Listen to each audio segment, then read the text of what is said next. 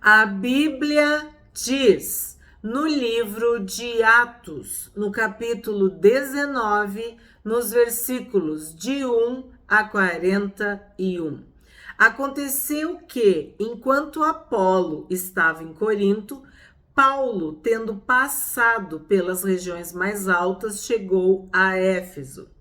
Encontrando ali alguns discípulos, perguntou-lhes: Vocês receberam o Espírito Santo quando creram? Ao que eles responderam: Pelo contrário, nem mesmo ouvimos que existe o Espírito Santo. No capítulo de ontem, nós falamos sobre Apolo, um homem cheio de sabedoria e poder, eloquente nas Escrituras. Ele era poderoso, ele tinha uma oratória e Deus estava usando Apolo. Mas o que está acontecendo? Estava faltando o Espírito Santo. O homem já era uma bênção, mas não conhecia o Espírito Santo de Deus. Paulo perguntou: Então, que batismo vocês receberam? Eles responderam: O batismo de João. Paulo explicou: João realizou o batismo de arrependimento, dizendo ao povo que cresce naquele que viria depois dele, a saber, em Jesus. É muito importante esta explicação que Paulo está dando, porque nós sabemos que João Batista, João o Batista, quer dizer, João o que batizava, ele repetia: Eu não sou o Cristo. Eu sou a voz que clama no deserto. Ele está preparando o caminho. Ele era aquele que tinha alegria pelo noivo, mas não era o noivo. Ele era cheio do Espírito Santo desde o ventre, mas ele não era o Salvador. Ele não era o Cristo. Então, por isso que Paulo fala o batismo de arrependimento, porque sim, o que João dizia? Arrependei-vos, arrependei-vos, porque o reino de Deus é chegado, o reino de Deus está se acercando, quer dizer, Jesus estava chegando, então tu tinha que te arrepender, porque o Salvador estava chegando, né? Então, essa é a primeira mensagem, isso é a primeira coisa que a gente fala, tu tem que te arrepender dos teus pecados, tu tem que reconhecer que tu é um pecador, tu tem que pedir perdão, tu tem que receber Jesus no teu coração, tu precisa de um Salvador, tu sozinho não vai conseguir, a lei não vai te salvar, as boas obras não vão te salvar. Então, esse é, vamos dizer, o batismo do arrependimento. Muitos ficam nisso. Ah, mas eu aceitei Jesus. Ah, mas eu creio em Jesus. Mas e o Espírito Santo, que quer operar em ti, que quer te dar dons, que quer te encher, que quer te santificar, que quer te dar vitória sobre o pecado. Os teus pecados estão perdoados, mas tu vai viver uma vida miserável, uma vida infeliz, tu vai continuar preso a paixões, tu vai continuar preso a pecadinhos de estimação, a comportamentos errados, tu vai ser sempre um crente carnal, tu vai ficar sempre bebendo leite, tu vai ser um menino.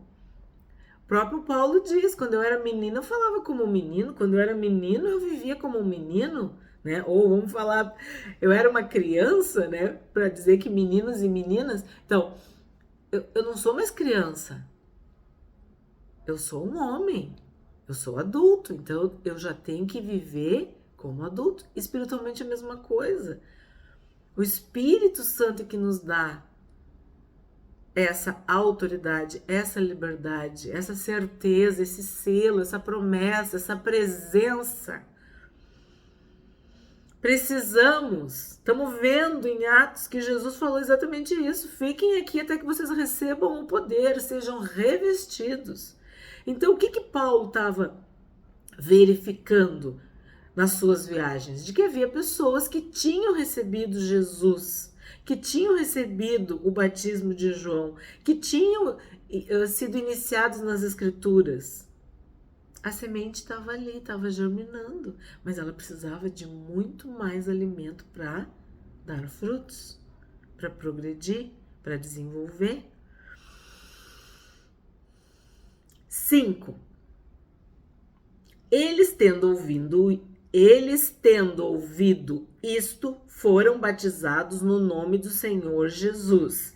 E, quando Paulo lhes impôs as mãos, o Espírito Santo veio sobre eles, e tanto falavam em línguas como profetizavam. Então, tu observa que desde o início do nosso estudo, a imposição de mãos tem sido uma prática. Isso é uma prática da igreja primitiva. Jesus impunha as mãos e seus discípulos, seus seguidores, os cristãos, impõem as mãos. Quem é que vai habitar no Santo Monte? Aquele que tem mãos limpas e coração puro. Como que tu vai ter mãos limpas? O Espírito Santo vai te limpar. E como que tu vai receber o Espírito Santo? Pela imposição das mãos daqueles que já têm o Espírito Santo de Deus, que vão orar, que vão abençoar. Então, de novo aconteceu. Neste caso, Paulo impôs as mãos e o Espírito Santo veio sobre eles. E eles falavam em línguas e eles também profetizavam. Eram ao todo uns 12 homens. Olha que número simbólico, né? 12 homens. 8. Durante 3 meses, Paulo frequentou a sinagoga, não falei para vocês? Onde falava ousadamente, discutindo e persuadindo a respeito do reino de Deus. Não interprete esse discutindo como briga, mas sim como argumentos, tá? Ele falava ousadamente, argumentando, persuadindo, convencendo, né? Explicando, ensinando. Não pega uma visão pejorativa, porque no outro vídeo eu falei, nós somos chamados para pregar boas novas, boas notícias. O calçado que nós calçamos é da paz. Então, o próprio Paulo disse que nós estamos numa guerra, numa luta, e temos que calçar os nossos pés com o calçado da paz. Que calçado é esse? É o calçado do evangelho, pregar o evangelho, né? 9. Mas como alguns deles se mostravam teimosos e descrentes, falando mal do caminho, aqui eu tenho que parar um pouquinho. Não sei como tá na tua Bíblia, mas na minha Bíblia tá com letra maiúscula, caminho. Então, Jesus é o caminho, a verdade e a vida. Então, tu segue a Jesus, a igreja é do caminho, tu tá seguindo o caminho, tu tá mostrando o caminho, tu tá ensinando o caminho. Então, essas pessoas, esses primeiros cristãos, né? A igreja primitiva, ela estava no caminho, seguindo o caminho, pregando o caminho. Então, eles eram do caminho, era uma forma de indicar a igreja do caminho, a igreja de Jesus. Vou repetir um pouquinho. Falando mal do caminho diante da multidão, Paulo se afastou deles e, levando consigo os discípulos, passou a falar diariamente na escola de Tirano. Paulo fez isso durante 2 anos, de modo que todos os habitantes da província da Ásia ouviram a palavra do Senhor, tanto judeus como gregos. Vocês viram que isso também é outra marca? Ele falava para judeus, vamos dizer, em primeiro lugar. Era rejeitado, ele ia para os gentios. Mas, vamos dizer assim, a missão dele era pregar tanto para judeus quanto para gregos. 11. Deus, pelas mãos de Paulo, fazia milagres extraordinários, a ponto de levarem aos enfermos lenços e aventais do seu uso pessoal, diante dos quais as enfermidades fugiam das suas vítimas e os espíritos malignos se retiravam. Então aqui, ó, este versículo 12, pode ser o 11 junto, mostra que é uma prática bíblica. Olha aí, ó, tá na Bíblia, Atos 19, 11 e 12. Não é coisa que os homens inventaram, não. Os enfermos levavam lenços e aventais do seu uso pessoal. E o que acontecia? As enfermidades fugiam das suas vítimas e os espíritos malignos se retiravam. Deus não está preso a tempo e a espaço, a geografia, a esse ou aquele. Quando Jesus ressuscitou, lembra? As portas estavam fechadas e ele entrou. Então, tu tá aqui e o teu amado, o teu querido tá a quilômetros e quilômetros, tá em outro continente, não importa, a palavra de Deus chega, os anjos de Deus chegam, a cura chega, a libertação chega, a salvação chega, as pessoas são visitadas, anjos levam a palavra, cumprem a mensagem, fazem o que Deus manda. Então, o que a gente tem que fazer? Tem que orar e tem que ter fé. É pela fé que essas coisas acontecem. Milagres extraordinários. Então, não duvida do poder de Deus. Não atribui ao mal aquilo que é bem. Não atribui às trevas aquilo que é de Deus, que é da luz. Então, assim, ó, as pessoas criticam muitas coisas, mas nunca leram na Bíblia. O que a gente está fazendo aqui? Está lendo a Bíblia? Está estudando? Sim, está escrito, ó. Está escrito. Só que onde é que está o erro, o pecado? Onde é que está o perigo disso? Vamos dizer, é tu fazer um comércio. É tu aproveitar isso. É tu explorar a fé das pessoas, dos enfermos, daqueles que têm problemas espirituais, entendeu? 13. E alguns judeus exorcistas ambulantes. Lembra quando eles falaram que Jesus expulsava pelo maioral, pelo Beelzebu, e Jesus falou, e vocês expulsam pelo quem? Tá aí, ó, os judeus exorcistas ambulantes tentaram invocar o nome do Senhor Jesus sobre pessoas possuídas de espíritos malignos, dizendo: ordeno que saiam pelo poder de Jesus, a quem Paulo prega. Parece uma piada, né? Mas é verdade. Assim como aquele Elimas que quis comprar o poder do Espírito Santo, comprar o Espírito Santo, né?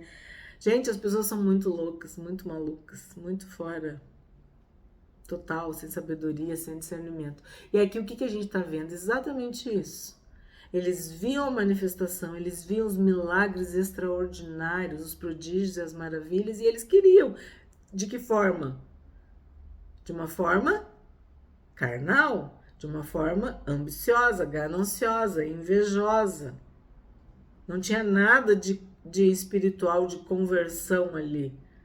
Olhou uma coisa e quis, eu quero também, eu quero esse poder, e eu vou fazer. E aí, olha só, ordenavam pelo poder de Jesus a quem Paulo prega, tá?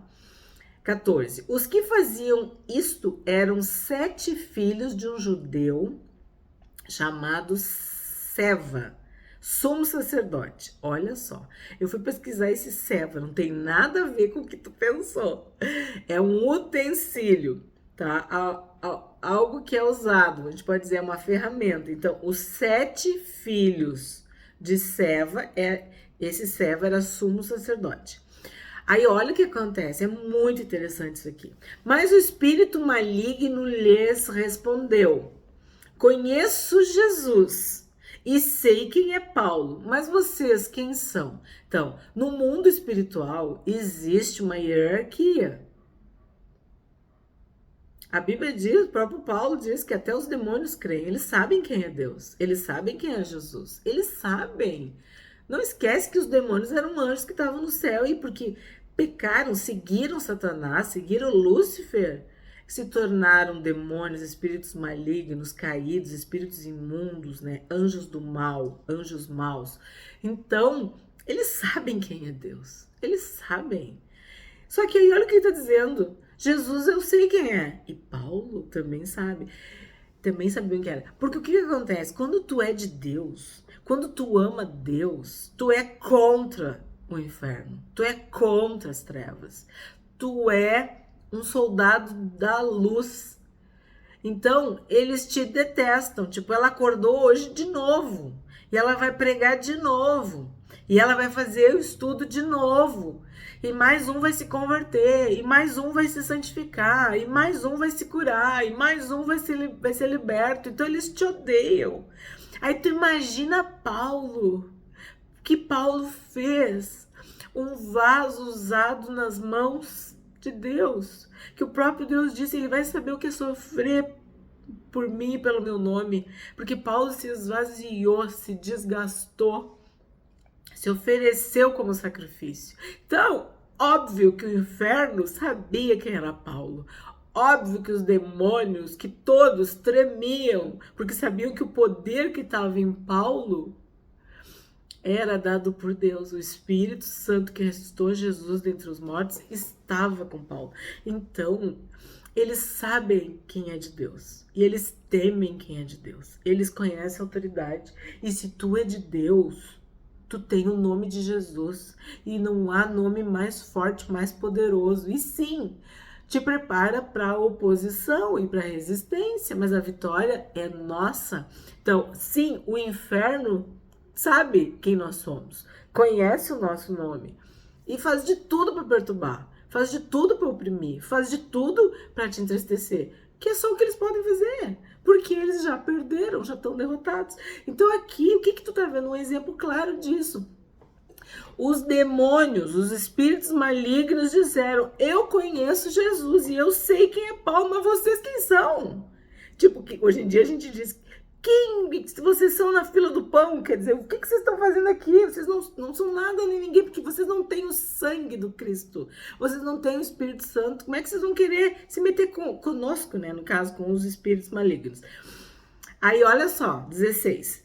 E o possuído do espírito maligno saltou sobre eles. Eles eram 7, os filhos de Seva, dominando a todos.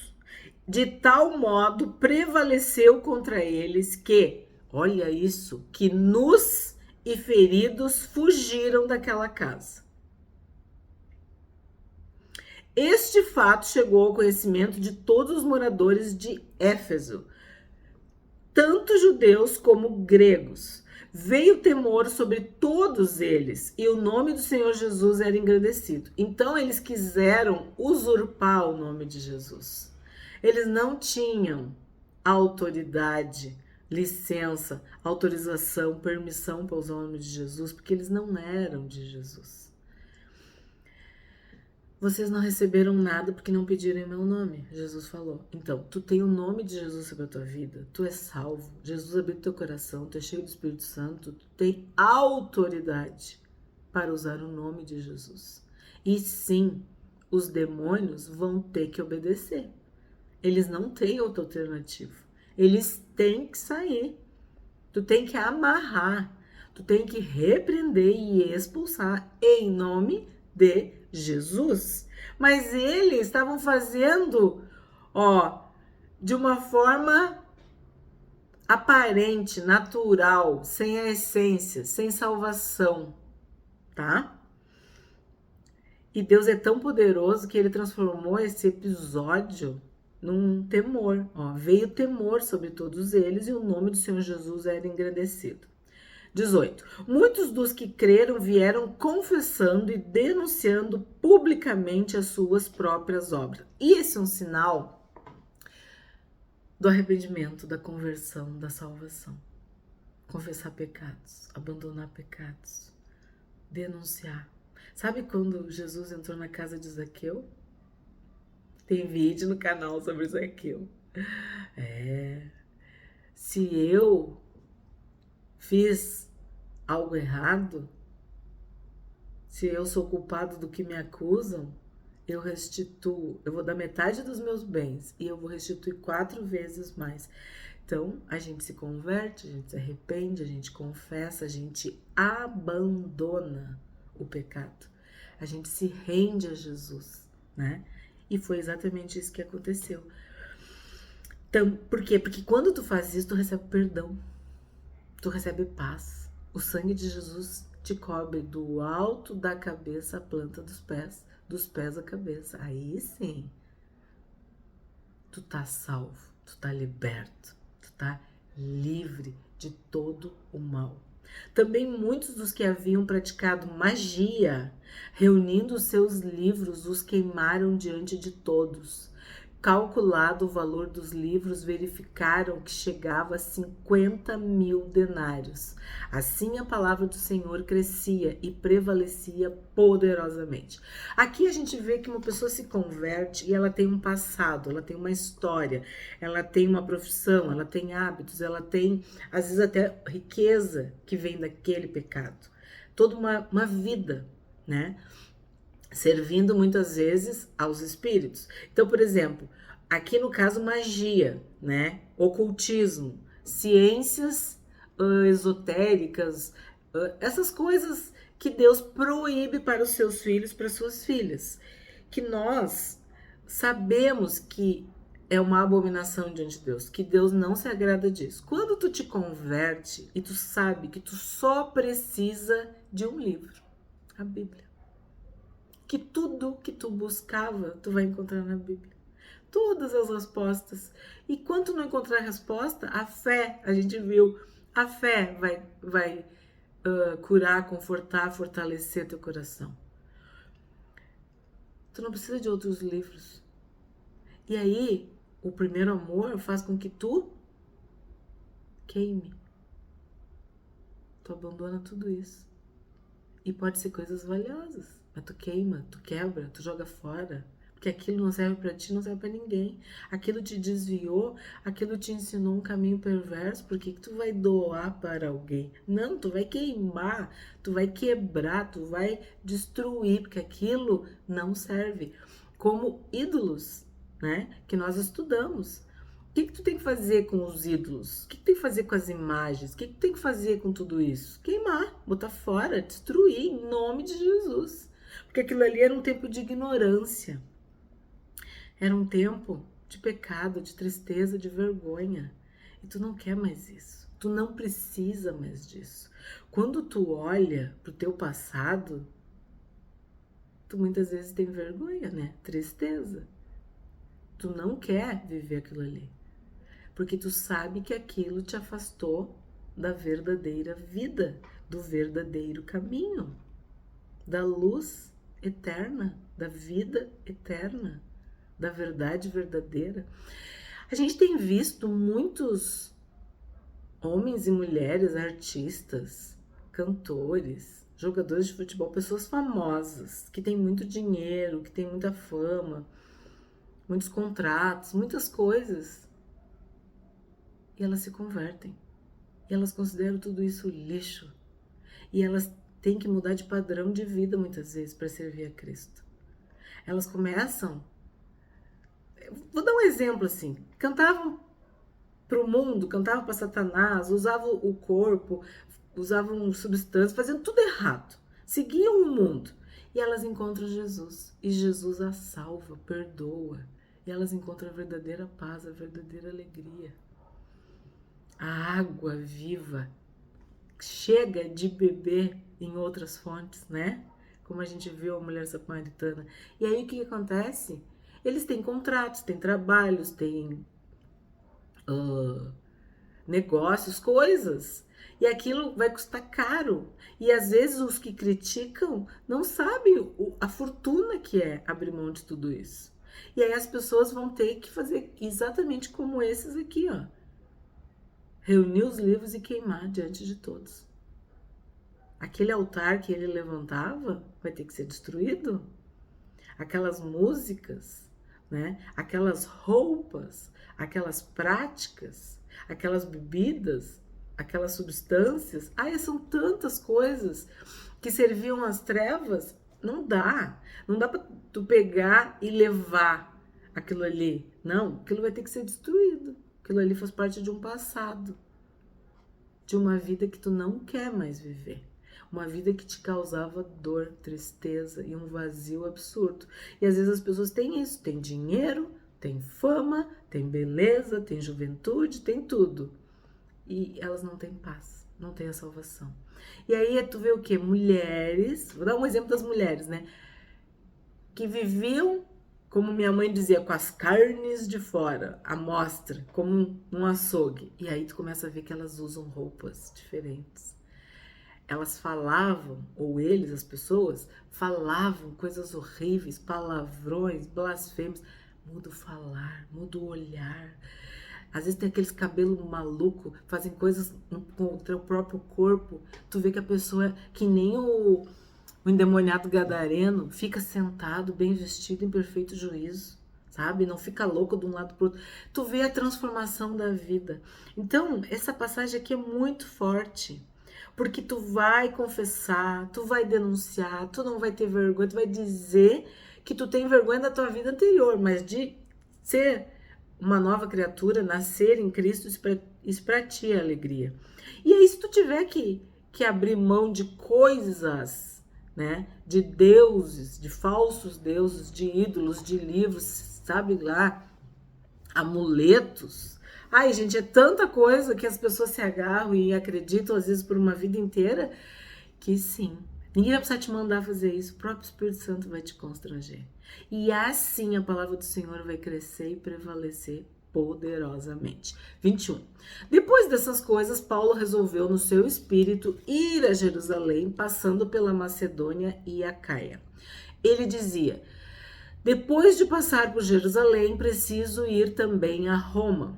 Tendo enviado a Macedônia, 2 daqueles que o ajudavam, a saber, Timóteo e Erasto, permaneceu algum tempo na província da Ásia. Então, Paulo estava sempre pregando, viajando, enviando, servindo.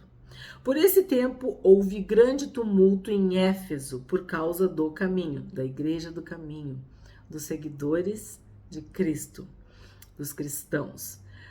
Pois um ourives chamado Demétrio, que fazia modelos de prata do templo de Diana e que dava muito lucro aos artífices, convocando-os juntamente com outros do mesmo ofício, disse-lhes: senhores, vocês sabem que a nossa prosperidade vem deste ofício. Que ofício é esse? A idolatria.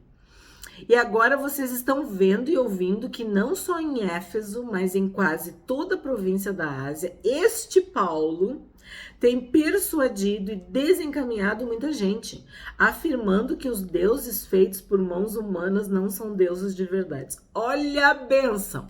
Então, tu tem que ouvir isso, tá? Tu tem que ler na tua Bíblia, tu tem que marcar. Deuses feitos por mãos humanas não são deuses de verdade. Eles são ídolos, falsos deuses, falsos ídolos. 27. Não somente há o perigo de que o nosso negócio caia em descrédito, como também de que o próprio templo da grande deusa Diana seja considerado sem valor e que até venha a ser destruída a majestade daquela que toda a província da Ásia e o mundo adoram. É o que eu disse, tem todo um sistema que é o mundo caído, pecaminoso, que serve a Satanás, que serve às trevas. E ele tem todos os seus escravos, né, funcionários. E cada um está estrategicamente numa área para perverter, para iludir, para desviar as pessoas da verdade. E a idolatria, a gente estudou demais, né, no Antigo Testamento. Tem olhos e não veem, tem ouvidos e não ouvem, tem boca e não falam. E quem adora, quem presta culto, quem se prostra, quem ora, quem se relaciona com imagens, com falsos deuses, se torna morto, está morto, não tem vida. Estão servindo um engano, um espírito de engano. 28. Ouvindo isto, ficaram furiosos e começaram a gritar: grande é a Diana dos Efésios. A confusão se espalhou pela cidade e todos juntos foram correndo para o teatro, arrastando consigo os macedônios, Gaio e Aristarco, companheiros de Paulo. Quando Paulo quis apresentar-se ao povo, os discípulos não o permitiram. Também algumas autoridades da província, que eram amigos de Paulo, mandaram um recado pedindo que ele não se arriscasse indo ao teatro. Uns, pois, gritavam de uma forma, outros de outra, porque a assembleia tinha virado uma confusão. E na sua maior parte nem sabiam por que motivo estavam reunidos.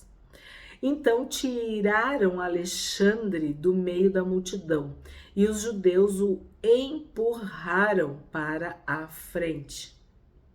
Este, acenando com a mão, queria falar ao povo.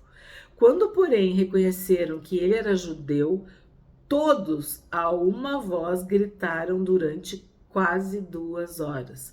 Grande é a Diana dos Efésios. Então tu tá vendo a força das trevas, como o Senhor Jesus disse. A fúria, a ira das trevas. Aí eu te pergunto, 2 horas dizendo isso? E quanto tempo a gente fica louvando, adorando? Tu tá entendendo? 35. O escrivão da cidade, tendo apaziguado o povo, disse: Senhores Efésios, quem não sabe que a cidade de Éfeso é a guardiã do templo da grande Diana e da imagem que caiu do céu? Sempre tem uma história, né? Ora, não podendo isto ser contestado, convém que vocês se mantenham calmos e não façam nada de forma precipitada, porque estes homens que vocês trouxeram para cá não profanaram o templo, nem blasfemam contra a nossa deusa. Portanto, se Demétrio e os artífices que o acompanham têm alguma queixa contra alguém, saibam que existem os tribunais e os procônsules, que se acusem uns aos outros. Ali. Isso é interessante porque querem nos calar, né? Querem que a gente não tenha direito de falar o que a gente crê, que é a Bíblia. O que a Bíblia diz? A Bíblia diz que Deus é o único Deus e que Deus é Espírito e que tu não pode adorar nenhum outro Deus, nenhuma imagem. Tu não pode orar, te prostrar, cultuar. É isso que diz na Bíblia. E as pessoas dizem que são cristãs. Mas se elas são cristãs, elas têm que seguir o Cristo, seguir a Bíblia. E nós estamos vendo e estudando o que a Bíblia diz. E a Bíblia diz que não pode ter nenhum tipo de imagem. Não. Ponto final. Deus abomina isso. E aí ele está dizendo, se a pessoa fez alguma coisa errada, ela profanou, ela blasfemou, ela ofendeu, ela desrespeitou, ela tá querendo tirar a tua liberdade, aí tu tem que ir para onde? Pro tribunal. Só que isso vale para os dois lados, né? Mas se vocês 39. Mas se vocês estão pleiteando alguma outra coisa, isso será decidido em assembleia regular, porque também corremos o risco de sermos hoje acusados de revolta, não havendo motivo algum que possamos alegar para justificar esse ajuntamento. E havendo dito isto, dissolveu a assembleia. A pessoa que tem discernimento, sabedoria em qualquer lugar, né? Ela vai trazer luz. O que a gente aprende hoje neste capítulo 19 de Atos? Paulo, impondo as mãos, veio sobre eles o Espírito Santo. Deus, pelas mãos de Paulo, fazia milagres extraordinários, de modo que até lenços e aventais que Paulo usava eram levados e colocados sobre os enfermos. Estes eram curados de suas doenças, e os espíritos malignos saíam deles. E o nome do Senhor Jesus era engrandecido. E a palavra do Senhor crescia e prevalecia poderosamente.